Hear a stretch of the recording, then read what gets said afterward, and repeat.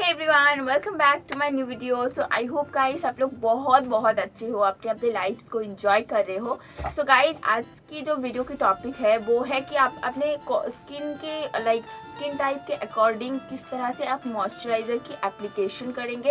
And also मैं एक amazing सी moisturiser आप लोगों को सजेस्ट करूँगी जो बिल्कुल चिपचिपा नहीं है। एंड उसके साथ साथ अगर आप उसको यूज़ करोगे तो बिल्कुल आपकी जो भी मॉइस्चराइजिंग की जो प्रॉब्लम है, ड्राई स्किन की प्रॉब्लम है, वो तो ठीक होगी ही। उसके साथ साथ अगर आपकी स्किन में स्किन में बहुत सारी पिगमेंटेशंस है, उसके साथ साथ स्किन की एजिंग स्टार्ट हो गई है बहुत जल्दी, यहाँ पे फाइन लाइंस आ गए हैं, तो उसमें भी बहुत सारी हेल्प होगी। एंड ऑब्वियसली ये आपको ऑल इन वन सोल्यूशन है। चलो without further do let's get started today's video. और उससे पहले मैं बता दूं आप लोगों को मैं इतने दिनों तक थी कहाँ। तो गाइस मैं थोड़ी सी घूमने गई थी, थोड़ी सी मूड को रिफ्रेश करने गई थी क्योंकि बहुत अपसेट थी मैं। एंड ऑफकोर्स बहुत ज़्यादा डिप्रेस्ड हो गई थी, तो जिस वजह से मैं थोड़ी सी मूड फ्रेश कर रही थी घूम फिर के। सो अगर आप लोग भी कभी कहीं पे इस दौरान घूमने गए हो तो बिल्कुल कमेंट बॉक्स में कमेंट करके बताना। और इसके साथ यहाँ पे मैं कोलकाता से हूँ और यहाँ पे बहुत गर्मी पड़ी है, ठीक है।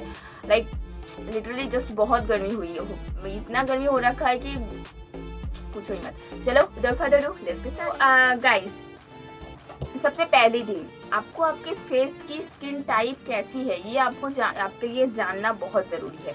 जैसे मेरी जो फेस की स्किन टाइप है, पहले मेरी जो फेस की स्किन टाइप है वो मैं पहले बता दूं आप लोगों को।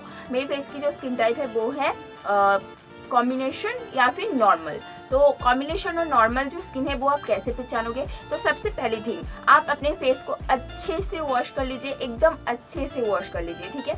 अच्छे से वॉश करने के बाद आपको क्या करना है, अच्छे से वॉश करने के बाद आपको कम से कम 1 घंटा फेस पे कुछ भी अप्लाई किए बगैर बैठ जाना है आपको, ठीक है। फेस वॉश से अपने फेस को वॉश कर लिया, उसके बाद आपको कुछ भी आपको फेस में बिना लगा के ही बैठ जानी है 1 घंटा, फैन के नीचे नहीं, बिना पंखे के, ठीक है। अगर आप पंखे के भी नीचे बैठना चाहते हो तो थोड़ी सी धीमी जो हवा हो उसके नीचे आप बैठ सकते हो, ठीक है। तो अभी आप कैसे चेक करोगे? 1 घंटे बाद आपको ये चेक करनी है जो आपकी ये फोरहेड, नोज और ये वाली एरिया, इस वाली एरिया और इस वाली एरिया पे क्या आपकी बहुत ज़्यादा स्वेटिंग हो रही है और इस वाली एरियाज आपकी उतनी ज़्यादा स्वेटिंग इस वाली एरियाज में नहीं हो रही है। ये चीज़ को आपको देखना है कि कौन सी आपकी फेस की कौन सी वाली एरिया पे ज़्यादा जो है स्वेटिंग हो रही है। सो अगर आपकी ये वाली एरिया और इस वाली एरिया पे ज़्यादा आपकी स्वेटिंग हो रही है, दैट्स मीन आपकी जो स्किन है वो कॉम्बिनेशन है या नॉर्मल स्किन है। क्योंकि अगर टी जोन पे आपकी इस तरह से, टी जोन इसको बोला जाता है, अगर टी जोन पे आपकी हो रही है बहुत ज़्यादा स्वेटिंग, देन ऑब्वियसली आपकी कॉम्बिनेशन या फिर नॉर्मल स्किन। कॉम्बिनेशन और नॉर्मल स्किन दोनों एक ही चीज़ है, तो कंफ्यूज मत होना। नेक्स्ट अभी बात करते हैं ऑयली स्किन। ऑयली स्किन जिनकी होती है उनकी बहुत ज़्यादा ऑयल पूरे फेस में आते हैं, सिर्फ ये वाली और ये वाली एरिया पे नहीं, यहाँ भी आते हैं। तो उनके लिए जो बोला जाता है उनके स्किन को, वो होता है ऑयली स्किन।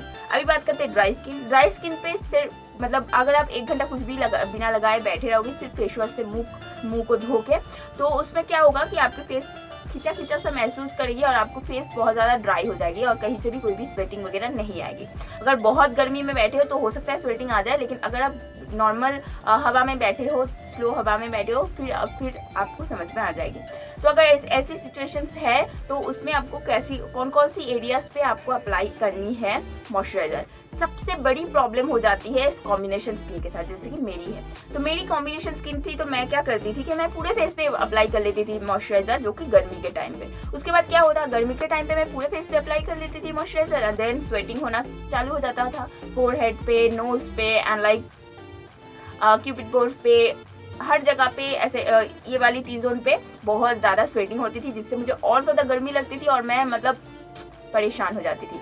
तो इसीलिए उसके बाद मुझे जो सही आइडिया, सही तरीका पता चला वो ये है, अगर आपकी कॉम्बिनेशन स्किन है तो आपको मॉइस्चराइजर सिर्फ और सिर्फ गर्मी के टाइम पे आपको मॉइस्चराइजर सिर्फ और सिर्फ इस वाली एरिया पे ही अप्लाई करनी है।